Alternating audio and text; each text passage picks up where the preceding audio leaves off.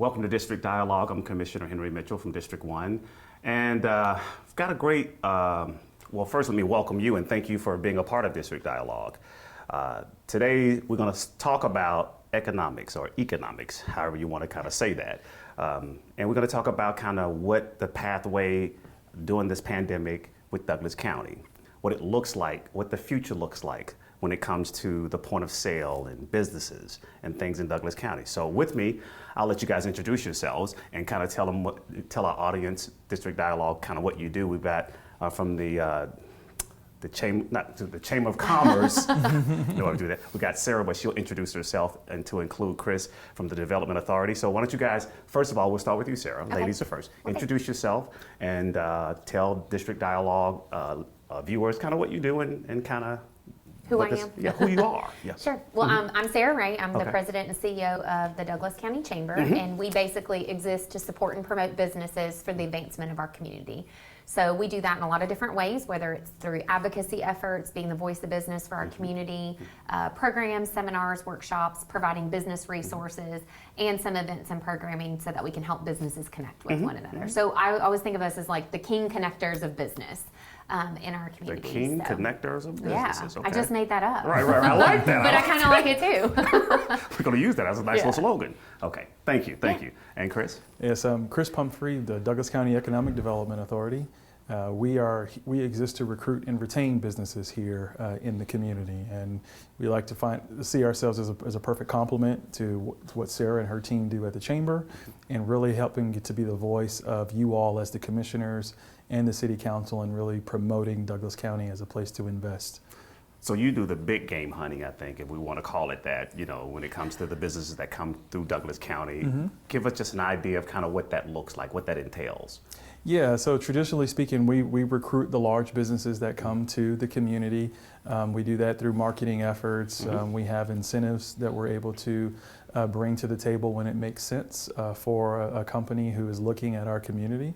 And we focus our efforts in our target sectors. So we don't just go out to market and recruit to everyone. Right. We know the types of companies that we want to have here, whether those be manufacturers, white collar type opportunities, financial services, data centers here to the community, and really also trying to recruit retailers here, some recreational opportunities to the community, and some entertainment opportunities. Got it. So, and Sarah, how do you complement the big game hunt? Yeah, so we are membership organizations. So people pay membership dues to receive benefits and opportunities through the Chamber. And our membership is about almost 700 members, businesses strong, and that is everybody from the large Google, Switch, AT&T, the Georgia Power, those guys, but then also small businesses, and that's all the way down to sole proprietors. And about 80% of our membership are under 10 full-time employees. So while Chris is the big game hunter per se, a majority of our programs are focused on small business support. Right. And speaking of membership, you mentioned that there are roughly about 700 strong. With this pandemic and with all that's been going down with this pandemic that's created this whole COVID nightmare. How are things now when it comes to small business? Yeah. And that same question will go to you, Chris, though. But what effect this COVID-19 has had on small businesses? Yeah, so I think it was definitely like everybody in the world, it was a complete shock at first. And so the first 6 or 8 weeks of my experience during COVID was disaster relief, truly. We have businesses wanting to know if they need to send their employees home and asking me to help them make that call. And, that's nothing I've ever dealt with either.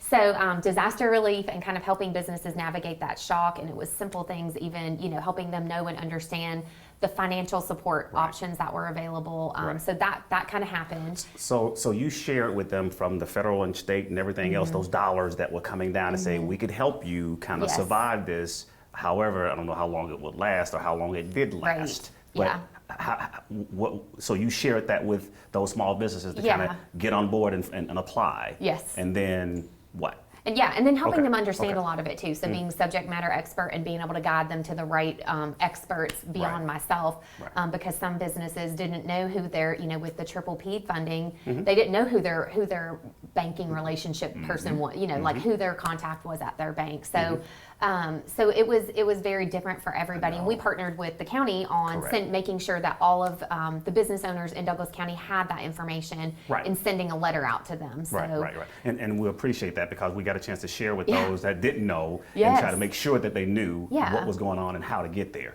Chris? Yeah, I mean, the similar thing with Sarah. We had a lot of companies that we were actively working with that were considering Douglas. We actually had one in particular that was about this close to making a decision on a property. Wow. And they're based in Europe, and they couldn't come visit simply because of everything that happened. And so that project got put on hold, and a subsequent company came and acquired the facility. But what we did was it gave us an opportunity to do more support and partner with Sarah and her team.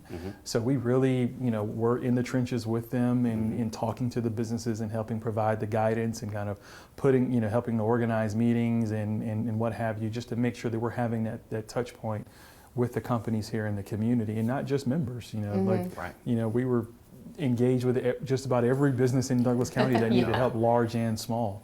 Really trying to provide those resources. So for both of you guys, so now that we're now 8 months in, what is, I call this the new norm. Yeah. What do you guys envision as the future? What does it look like? What does it look like? Is it as dark as I hear from some, or there's a bright future ahead? Yeah. I think, at least from my perspective, one of the silver linings of the pandemic has been how businesses have innovated and shifted, their businesses.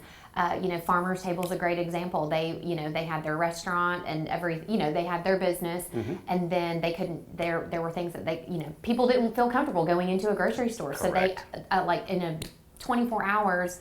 Shifted and started doing delivery services, curbside. So seeing how people shift their business model. Is that the future though, Sarah? Is that the future? More delivery? We won't all enjoy our family outings and have that sit-down meal at a restaurant? Yeah. Or is it deliver it to me and that will be the new norm? So would the brick and mortar go away, or I think it looks different for every person, and I feel like we see that even in our operations in the chamber. We're 90% in-person events, and then we can't do that anymore. So I feel like people are on different comfort levels of the COVID spectrum, and businesses, including the chamber, have just had to learn to navigate. Like, how do we make sure that we have something that's available to everyone, whether it's curbside pickup or in-person dining in a outdoor seating, whatever that needs to look like. Who would ever thought we'd be doing curbside pickup? Oh, no doubt. And I kind of love it. But I do like going into a restaurant too. I think that really is the key. There was actually a lot of these transitions in the economy and the way we do business that had started pre-COVID pandemic. Right. Even just look at the way we pay for things, right? You able to use your phone to kind of pay for things at the grocery store and what have you, right? That was already in the process. COVID just accelerated Amplified it, yeah. Retail, for an example, had brick and mortar retail had already been starting to kind of tumble a bit. COVID just accelerated it, right? Gotcha. And so you're starting to see this shift of demand preferences for how people consume things, how they pay for things. It's just accelerated those things. Will it return? I think things will return, but they'll just return in a different form. They'll be looking for more experiences. You take Toys R Us, for example.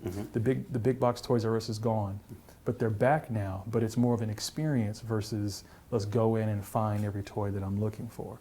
So I think that is what we're going to see, is just a new way of doing things is going to come about as a result of this. And what we're seeing with the projects that we're working on, our activity accelerated. And Douglas has been known nationally for its data centers. Our data center activity right now is out the roof. And if you think about all these things that are accelerated now. But that right now, to me, I don't know now, but that's kind of sort of what the need is. Yeah, it's Exactly. a great market to be in right now. So we were blessed to have actually kind of navigated that networking type of a makeup versus it could have been in some other county. But I think we're blessed to have did this based on your expertise. Like, we've got the location, you'll fit perfectly here, and now Switch can now probably go off the Richter scale when it comes to, because that's the need now. Yeah, their Switch is a prime example. Their Yes. development plan has accelerated this year. I could see that. Yeah, they have gone from just the one building and planning for the second and the third at some point to completing the first building, and they're already in the breaking second and third ground, building. yeah. I could see that. Yeah, I mean, so it's definitely accelerated a lot So of things. this COVID exposed our economic system as to what it really is. Now, on top of that, what it will become. Because, I mean, as I think you said earlier, that it more or less accelerated it. But, I mean, we probably should have been doing this. I mean, we're probably behind if you look at other countries.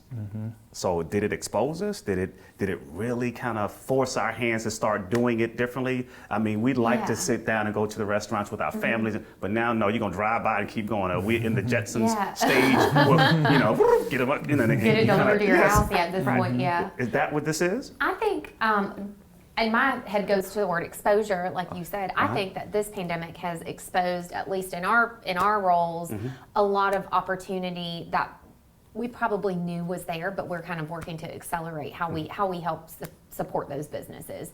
So it's things like we, in these phone calls with businesses that I was receiving from the letters we sent, it exposed that these businesses were struggling, and it wasn't because, some of them financially, yes, but a lot of it was they didn't know, it was the experience. They didn't have the business knowledge to be able to know about, how to read a profit and loss statement or who to call to get that information. Got So it. as far as exposure, I think it exposed us in a semi-vulnerable space to the needs that are existing in our business community. And that goes beyond not just chamber members, like I said, that goes to the sole proprietors, the people cutting hair out of their basement, or running a landscaping business, and knowing that we've kind of identified that there's a lot of opportunity to help support and cultivate those businesses here in Douglas County. So we've been working on a couple of things this year to help kind of Let's talk about that. Respond what to is that. What is that newness? What is that new norm? Or what is that new innovative innovation of what that may or may? I don't know what it is, but you guys are on the front lines and dealing with those businesses and those e-commerce and those brick and mortar. Because I guess I'll add to that, like the mall. What is the future, or you envision the future of the mall? And I don't mean to say this to be negative, but I see brick and mortar kind of more or less becoming more of a delivery distribution center versus, you going in and shop at all the little retails inside of there. I don't know, but you guys enlighten me. I mean, some of the retailers, have really figured out how to balance being brick and mortar and e-commerce. okay. And I think Target is kind of like the number one for being able to truly master how you can do that. They've really been successful at it, so they don't have to close their stores. They have figured out the perfect blend of e-commerce and brick and mortar. Okay. And I think that truly is what's going to happen, especially on the retail side. Is if you're not online, if you're not digital, Correct. you're going to fall way behind. And that's also a part of that acceleration, right? That those businesses really need to be tuned in to how those things work. The mall, it's you're seeing mall REITs all across the country that are Yes. struggling. Yes. Because But Yeah. on a real note, the malls have been struggling before now. exactly, it's accelerated, Right, right? exactly. Okay, but go ahead. I mean, 'cause I- it's accelerated the struggle. Yeah. Yes. It's accelerated the struggle because for the most part they're very much dependent upon foot traffic, Yes. right? And everyone has been shifting to digital traffic. Yes. And so how do they evolve? It's more experiences. There's some things that are in the works right now for some of the spots in the mall that will kind of lean more towards the experiences. And I think that's really where the future is. You've got to be able to sell the experience. Why would I come out of the convenience of my home to go do something that I can do in the convenience of my home? You got to provide an experience for me to be able Got to do it. that. So I think that's where we're that's at. the future, an experience at the brick and mortar. Not I got to go and get this retail dress or get my hair done. Maybe now it'll be Yeah.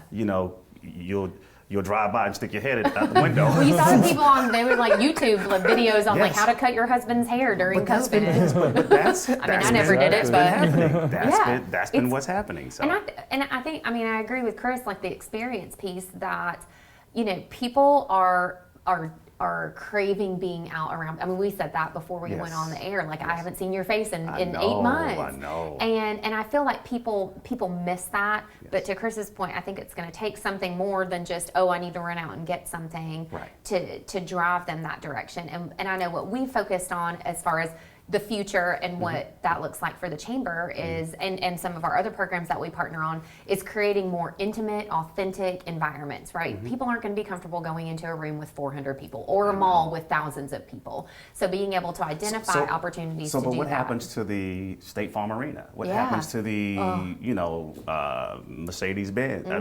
What happens to these big places that need foot traffic? What happens? I feel like they're doing a good job. I mean, this is just me, like beta testing it now and kind of, opening up events for however many, 10% of the capacity. But I just don't know how long that's sustainable for. I mean, to turn the air on. It's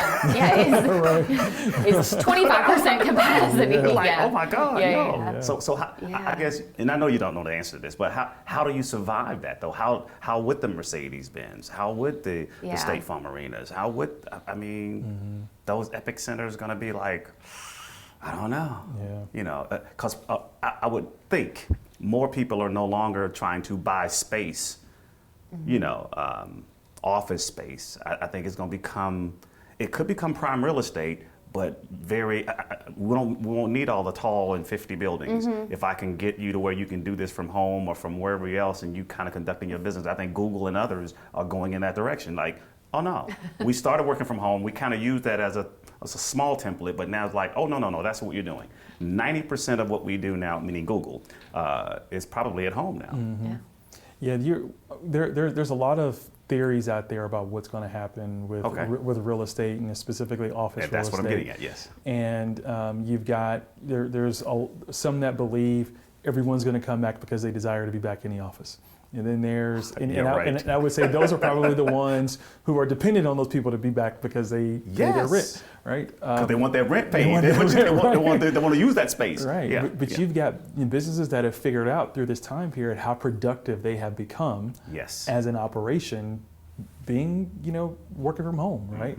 So productivity has increased pretty significantly. And so, but what they still feel is they want to keep that culture amongst the organization. And so there's other theories that say you're going to have a main office, in the central business district, but then in the suburban areas you might have smaller offices. So maybe you have like a suburban WeWork type scenario where you've got multiple, smaller WeWorks in communities like a Douglasville and what have you, where those folks who live in Carroll and Cobb and Paulding can kind of come there and it's only 20 people versus a couple hundred people going into downtown. So how do you? But Chris, how does that affects you dearly though? It actually helps. If that theory works, it helps. It helps tremendously because that's been the one thing that the people in Douglasville have in Douglas County have asked for is they've asked to be able to work closer to home, right? And so you have some that they're obviously working in home, but they might prefer to be out. And so if you have those co-working opportunities, it gives them that opportunity to get out of the house, get dressed, to go congregate, see adults, not see kids all the time, and it helps suburban communities like ours who have been trying to attract those office users, those regional headquarters and back office operations. I believe that helps. So we're going to keep pressing on that. Well, and then it helps on my side. As far as small business goes, because then they're going to those co-working spaces, going to lunch, keeping tax dollars local, which then we all know helps with everything. Well, that's what I said earlier when we was off camera talking about SPLOST. Yeah. I was anticipating this to kind of be a downer on the SPLOST dollars, the point of sale. However, it's kind of been an uptick, all because you're not having to go to Atlanta. People are at home. They're at home, and then they're going to go to Gumbos or going to go to grocery stores, and they're going to kind of do everything locally. And that cycle, that dollar circulation, and you may know about this. I know when I had my economic classes, you circulated like 7 times or 8 times, and that's kind of the dollar become effective in your community. But if it drives to Atlanta and everywhere else, it tends to not be effective. So I think that's absolutely correct. And what's actually is happening with the recirculation of that dollar locally, yes, it helps in your case in point, but it also helps here, and it helps that community because the dollar stays within that community, and then hopefully it'll grow with that community I mean, expeditiously. I'm out, you know. Yeah. Yeah. And one of the other things too, on top of that, is that builds, we work on the Community and Economic Development Strategic Plan, and one of those areas is focused on celebrating the community, and that focuses on building the community pride within and sharing that with the Yes. world. So you have people that have lived in Douglas County for, years and years that have never been to Gumbo's, or they've never been to, Correct. Wherever. Because they had to drive to Farmer's Atlanta Table. and Yeah, everywhere else, because they and by just the get time their they get groceries home- at Trader Joe's, and now they're going to Farmer's Table and seeing Yes. it's more Yes. cost effective and it's local, and so it's cultivating that community pride within, which is very exciting. Is and we that- can't do that. Like No, we can't right. we can't create Well, that. No, but we've tried though. We've Yeah. always tried to say shop local. Yeah. Do things locally and all that kind of good stuff. So we've tried to do that, but the hard part is, but I got to get up in the morning. I got to go here, and while I'm in Atlanta, let me stop Yeah. by here and grab whatever I need. So when I come in, I can just go home. Straight I to my mean, garage. Yeah. and done. So this is a good. I mean, it's Yeah. kind of a good. Yeah. But If we're gonna see a silver lining, Right. that's it. That would be the silver lining. So, but wow, so good stuff. I mean, but where do we go from here, though? Where do we go from here? I mean, you guys are the experts. You guys are out there dealing with those businesses, with those small and large businesses. How do we, when the vaccine comes and we all experience that side of it, what do you envision that future looks like after that? Because supposedly, when we get the vaccine, everybody's going to be outdoors and running in, in the buildings, and we're cheering the Super Bowl teams on. Yeah. I don't know. Yeah. And- Go ahead. Well, what we've been working on for a number of years now has really been, how do we create economic sustainability in the community? And we had certain plans, coming into 2020 of the things that we wanted to accomplish. We paused on some of those things, but just like with everything else, we accelerated some of those things because what we really realized was that we truly need to have all of our infrastructure in place to support the community today and then support the community in the future. Right. And so part of that is the creation of our nonprofit called Elevate Douglas. Okay. And what it does is it's an umbrella that bridges the Economic Development Authority and the Chamber together to truly make sure that we are covering all aspects of the business cycle, from the idea generation, for a business, to the recruitment of, 1,000-person operation in the community, making sure that we're covering kind of everything in between, so that, once we do have the vaccine, in place and it's made its way through the system and there's more folks that are outside, we hopefully have built the infrastructure in place such that folks are saying, I don't want to leave. Right, that's smart. This That's smart. community. I want to be here in this community. See, that's why I'm so glad I'm a part of, Douglas County, and a part of you guys, because see, you're like me, you're thinking ahead and already trying to lay out that infrastructure. Now, that doesn't mean that we're correcting what you've laid out, but at least we got a plan in place. So if we have to alter it, we can kind of make those alterations and make it kind of fit with whatever it may turn out to be, because no one knows.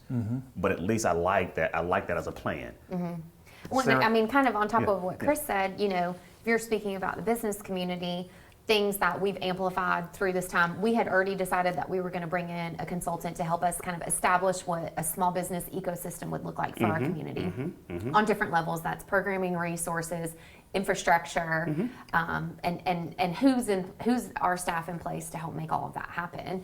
Well, we had committed to doing that, but then in response to the pandemic and hearing from all of these business owners and all of their their needs, it helped even shift kind of shift our focus and lens, and we'll be able to provide even more relevant content to what we're gonna for that ecosystem that we're gonna build out. So it actually ended up helping. At one point we were like, do we pump the brakes on this? But then once we started hearing kind of the feedback from the community, we're like, absolutely not. This is something that we've got to keep moving forward. So we're really excited about what that's going to look like. How much support are we getting from our state, from our federal? I mean, whether it's grant funded or here's an extra $1 with a low interest rate and whatever.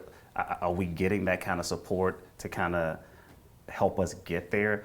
And or are we putting too much in the infrastructure? Just curious.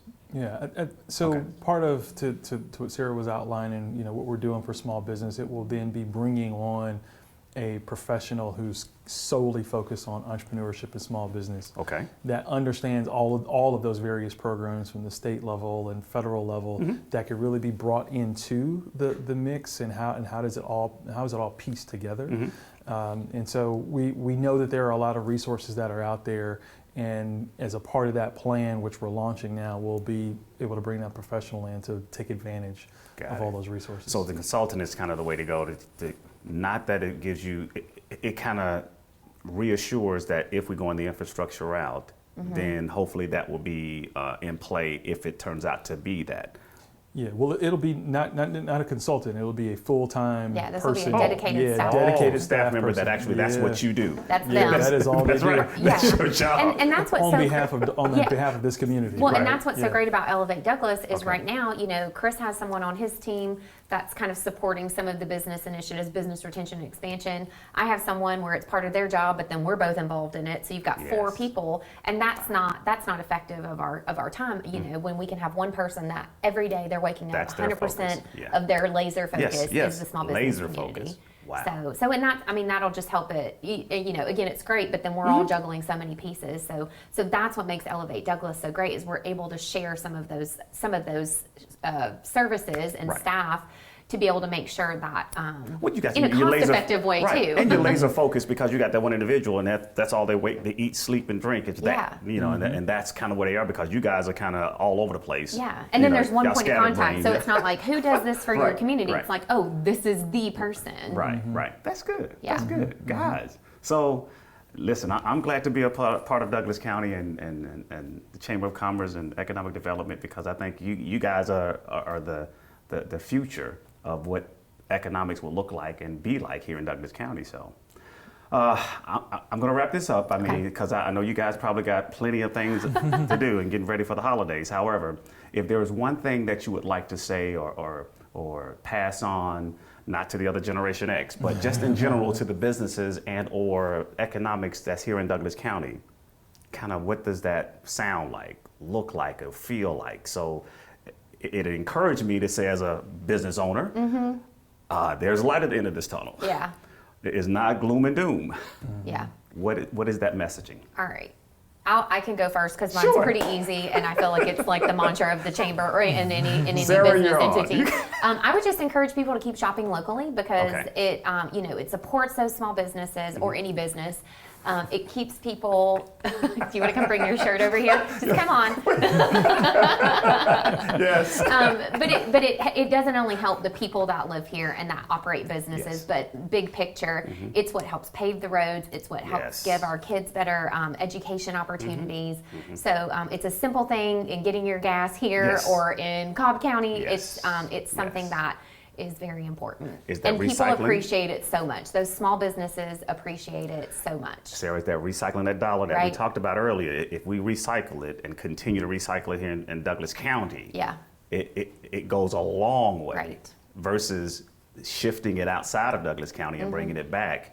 I get it. I mean, my needs happen to be outside of Douglas County, but it truly also affect Douglas Countyans because I took it outside of Douglas County. But I get it. I'm with you. Yeah. I'm with you on that. Chris? I don't know if I could have said it any better than what she said. She's exactly right. I Yeah. mean, it's shopping local. It is utilizing every opportunity to leverage the talent that exists here in the community, and know that we're fully committed to ensuring that people desire to do that in our community. Right. We want people to invest into Douglasville and Douglas County, and we're bringing all the resources and infrastructure in place to ensure that happens. That we're the destination of the future, not the one of the past. Wow. Good stuff. So take advantage of it. Yes, good stuff. Good stuff. We're trying to make all these things happen, so y'all use them.